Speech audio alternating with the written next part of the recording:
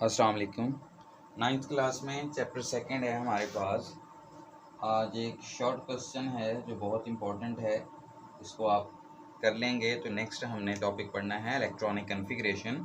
उसमें हमें काफ़ी फ़ायदा हो जाएगा इलेक्ट्रॉनिक कॉन्फ़िगरेशन वाले टॉपिक में।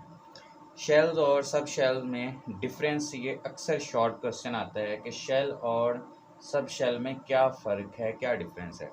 तो इसके बारे में हमने पढ़ना है। पहले शेल्स के बारे में अगर हम देखें, shells are the main energy levels that electron can occupy. Shells वो मेन एनर्जी लेवल्स हैं जिनको हम ऑर्बिट्स भी कहते हैं, जिनके अंदर क्या होते हैं, इलेक्ट्रॉन आते हैं। मतलब जहाँ पे इलेक्ट्रॉन रहते हैं वो मेन एनर्जी लेवल्स जो हैं उन्हें हम क्या कहते हैं, शेल्स। दूसरी बात, they are represented by n values.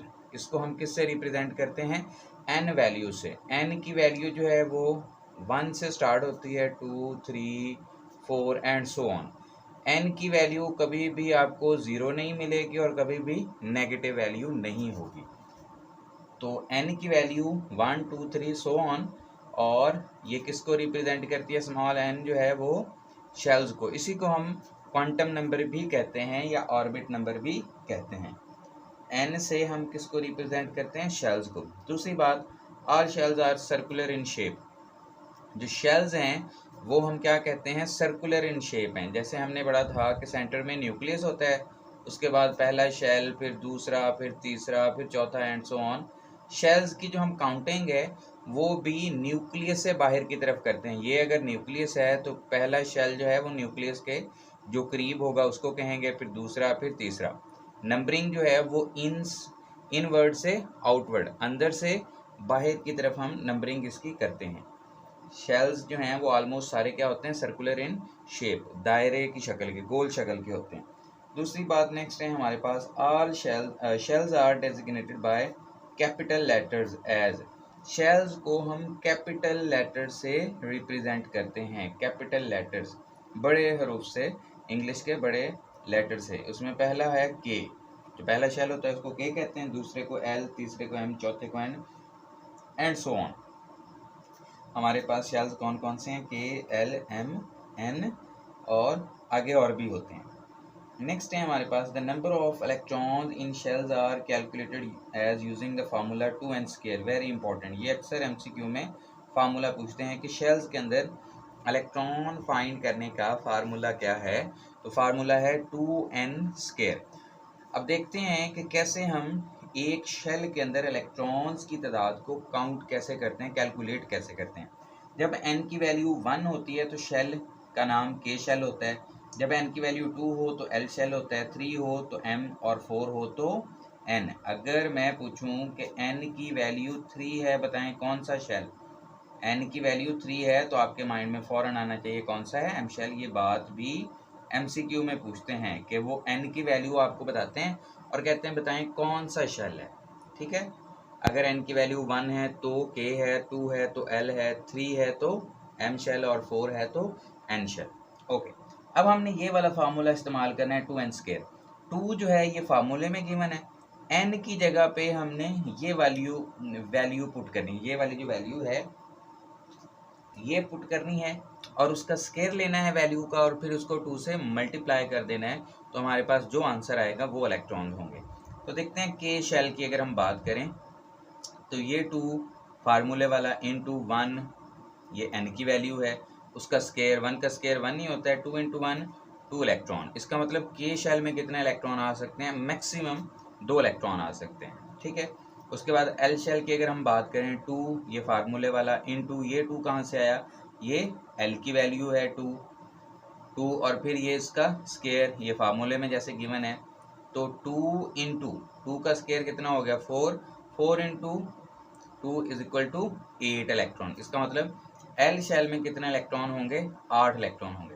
उसके बाद एम शेल की अगर हम बात करें तो ये 2 फार्मूले वाला इंटू 3, ये 3 कहाँ से आया, यस ये वाली एन की वैल्यू है। ठीक हो गया, 3 का square is equal to 2 into 3 का स्केयर कितना हो गया 9, 9 इंटू 2 18। तो एम शेल में कितने इलेक्ट्रॉन है 18। और एन शेल में अगर हम बात करें तो एन के लिए जो है 2 इंटू 4, ये एन की वैल्यू है, 4 का स्केयर 16, 16 इंटू 2 32 इलेक्ट्रॉन। तो ये हमारे पास हैं इलेक्ट्रॉन्स की तादाद। ये भी एमसीक्यू में बाज़ दफ़ा पूछ लेते हैं। अगर आपको फार्मूला आता है, ये चीज़ें पता हैं, तो आप इलेक्ट्रॉन की तादाद आसानी से काउंट कर सकते हैं। ये हमारे पास अभी तक जो था वो शेल्स के बारे में था। एक बार देखें तो शेल्स क्या होते हैं। हमारे पास मेन एनर्जी लेवल होते हैं जहाँ पे इलेक्ट्रॉन रिवॉल्व कर सकते हैं या वहाँ पे रह सकते हैं। फिर हमने कहा कि शेल्स को हम एन वैल्यू से रिप्रेजेंट करते हैं, जिसकी वैल्यू 1 2 3 सो ऑन होती है। कभी वैल्यू 0 नहीं होगी, कभी नेगेटिव में वैल्यू नहीं होगी। तमाम शेल्स जो हैं वो सर्कुलर इन शेप होते हैं, जिनको हम न्यूक्लियस से आउटवर्ड बाहर की तरफ काउंटिंग करते हैं। फिर हमने कहा कि शेल्स जो है उनको हम कैपिटल लेटर से के एल एम एन वगैरह से रिप्रेजेंट करते हैं। फिर नंबर ऑफ़ शेल्स जो हैं, एक इलेक्ट्रॉन्स के नंबर ऑफ़ इलेक्ट्रॉन्स जो एक शेल के अंदर हम कैलकुलेट करते हैं, उसके लिए हमारे पास फार्मूला था 2n का स्क्वायर। फिर हमने वैल्यूज़ पुट करके देखा कि किसमें कितने इलेक्ट्रॉन्स आ सकते हैं। अच्छा, एक और बात, जो शेल्स की अगर हम बात करें तो जो शेल न्यूक्लियस के जितना करीब होगा उसकी एनर्जी उतनी कम होगी। न्यूक्लियस के करीब पहला शेल होता है के, दूसरा शेल होता है एल, तीसरा होता है एम और चौथा होता है एन। मतलब जैसे जैसे न्यूक्लियस से दूर होते जाएंगे शेल्स की एनर्जी इंक्रीज होती जाएगी। शेल्स की एनर्जी इंक्रीज होती जाएगी जैसे जैसे वो न्यूक्लियस से दूर होते जाएंगे। इसका मतलब सबसे पहले जो न्यूक्लियस के करीब है वो तो के शेल है। इसका मतलब फिर सबसे कम एनर्जी किसकी होगी? के शेल की। दूसरे नंबर पे के से ज़्यादा एनर्जी किसकी होगी? एल शेल की। और के और एल दोनों से ज़्यादा एनर्जी किसकी होगी? एम शेल की। और इन तीनों से ज़्यादा एनर्जी किसकी होगी? एन शेल की। जो न्यूक्लियस के जितना करीब होता है शेल, उसकी एनर्जी उतनी कम होती है। जितना वो न्यूक्लियस से दूर होता जाता है उसकी एनर्जी उतनी बढ़ती जाती है। ये हायर क्लासेस में है, उसकी कैलकुलेशन भी है कि कैसे एनर्जी जो है वो काउंट करते हैं, कैसे कैलकुलेट करते हैं, कैलकुलेशन उसकी कैसे होती है। लेकिन अभी तक आपने यही बात याद रखनी है। ये भी एमसीक्यू अक्सर पूछते हैं, वो कहते हैं कि फाइंड करें या बताएं कि कौन सा शेल सबसे कम एनर्जी वाला है। तो आगे नाम लिखे होंगे के एल एम एन। तो सबसे कम एनर्जी वाला कौन सा है जी? के। और इन सब में ज़्यादा से ज़्यादा एनर्जी, मैक्सिमम एनर्जी किसकी है? एन। तो ये बात एमसीक्यू में भी याद रखते हैं। नेक्स्ट है हमारे पास subshell. A shell consist of सब शेल। एक शेल जो है वो सब शेल पर मुश्तमिल होता है, या यूं कह लें कि सब शेल्स के मिलने से शेल बनता है, या ऐसे कह लें कि एक शेल डिवाइड होके सब शेल बनाता है। These are represented by L values, small l। Shells को हम स्मॉल n से रिप्रेजेंट करते हैं, सब शेल्स को हम L से रिप्रेजेंट करते हैं। द नंबर ऑफ सब shell in a shell is equal to its n value. ये भी एमसीक्यू में आ सकती है बात कि एक शेल के अंदर कितने सब शेल होंगे। ये बात किस पे डिपेंड करती है? ये डिपेंड करती है कि उस शेल की n वैल्यू क्या है। मतलब जो शेल की n वैल्यू होगी उस शेल के अंदर उतने ही सब शेल होंगे। लाइक अगर हम n की वैल्यूज़ की बात करें तो n की वैल्यू 1 2 3 4। अगर n की वैल्यू 1 है तो k शेल, 2 है तो l, 3 है तो m और 4 है तो n। अब अगर हम देखें तो k शेल की वैल्यू जो है वो 1 है, इसका मतलब इसके अंदर सब शेल भी सिर्फ 1 होना चाहिए, सिर्फ एक होना चाहिए। और वो कौन सा है? सिर्फ s सब शेल है। उसके बाद l जो है उसके पास n की वैल्यू कितनी है? 2। इसका मतलब l के पास कितने सब शेल होने चाहिए? 2, एक s और एक p। k का s वो अलहदा होगा, p का जो l का s है वो अलहदा होगा, ठीक है। तो l के पास एक s है और एक p, टोटल कितने हो गए? 2। उसके बाद आ जाए m। m के पास क्या है जी? कितने सब शेल होने चाहिए? m की वैल्यू है 3, तो इसके पास 3 सब शेल होने चाहिए, s, p और d। ये s और होगा, k और l वाला नहीं होगा। शेप सेम ही होगी लेकिन साइज में उससे बड़ा होगा। और ये p, ये और है, और ये d। फिर आ जाए नंबर 4 पे। n की वैल्यू 4, तो कौन सा शेल है? n। इसके अंदर सब शेल भी कितने होंगे? 4, एक s, फिर p, फिर d, फिर f। तो ये हमारे पास है कि किस शेल के अंदर कितने सब शेल होंगे, ये डिपेंड करता है उसकी n वैल्यू के ऊपर। नेक्स्ट है these are designated by small letters. Shells को हम कैपिटल से रिप्रेजेंट करते हैं, इनको हम स्मॉल लेटर से।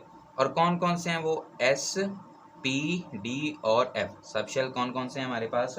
s, p, d F. The number of electrons in subshells are calculated as using formula 2 into 2l plus 1. ये हमारे पास है कि अगर हमें सब शेल का पता है तो उसके अंदर इलेक्ट्रॉन्स कैसे फाइंड करने हैं, ये हमारे पास फार्मूला है 2 इंटू 2l प्लस 1. अब देखें एल की वैल्यू जो है वो याद रखें, एल की वैल्यू 0 से स्टार्ट होती है, 0, 1, 2 और 3. अगर एल की वैल्यू 0 हुआ है तो उसका सब शेल कौन सा है, एस. और एल की वैल्यू 1 है तो पी, एल की वैल्यू 2 है तो डी, और एल की वैल्यू 3 है तो एफ सब शेल. अब फार्मूला देखें 2 इंटू 2l प्लस 1. 2 ये फार्मूले का है, ये 2 भी फार्मूले का है, प्लस 1 भी फार्मूले का है, और ये एल जो है वो उसकी वैल्यू हम पुट करेंगे. एस के लिए अगर हम इलेक्ट्रॉन कैलकुलेट करना चाहें, 2 फार्मूले वाला इंटू 2 इंटू 0, ये 0 कहाँ से आया है, ये एल की वैल्यू हमने पुट की 0 प्लस 1, 2 इंटू 0 0 प्लस 1 1 हो गया, इंटू 2 2. तो टोटल हमारे पास एस में मैक्सिमम कितने इलेक्ट्रॉन आ सकते हैं, 2 इलेक्ट्रॉन आ सकते हैं. पी की अगर हम बात करें, ये 2 फार्मूले वाला, ये 2 भी फार्मूले वाला, इंटू 1, ये 1 क्या है, एल की value, plus 1, 2 into 1 2 plus 1 3, 3 into 2 6. तो 6 इलेक्ट्रॉन्स हैं पी सब शेल में. इसी तरह अगर हम डी की बात करें, ये 2 फार्मूले वाला, 2 ये भी फार्मूले का, और ये 2 एल की वैल्यू है, plus 1, 2 into 2 4 plus 1 5, 5 into 2 10.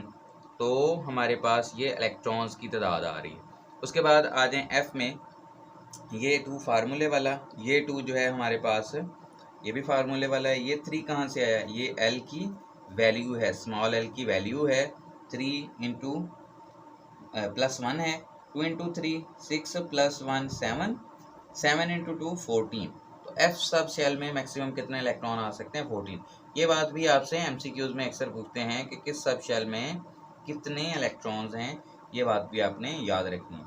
Okay students, ये है हमारे पास बिल्कुल शॉर्ट सा टॉपिक जो इम्पोर्टेंट शॉर्ट क्वेश्चन है, और ये पेपर में अक्सर आता होता है. इसमें इलेक्ट्रॉन्स कैसे किस में फाइंड करने हैं, किसकी एनर्जी कम है, किसकी ज़्यादा है, जो भी आप देखेंगे पास पेपर में एमसीक्यूज आए हुए हैं ये शॉर्ट, वो मैंने आपको बता दिए हैं.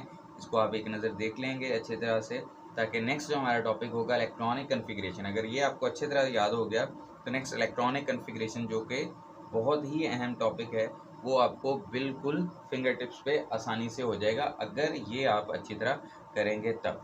ओके डियर स्टूडेंट्स, अल्लाह हाफिज़.